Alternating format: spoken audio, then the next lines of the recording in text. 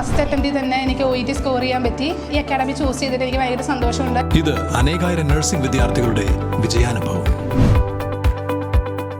For admissions call 7594054282.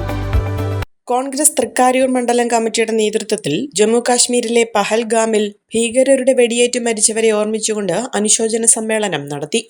അനുശോചന സമ്മേളനം Congress block secretary MK Sugu ഉദ്ഘാടനം ചെയ്തു.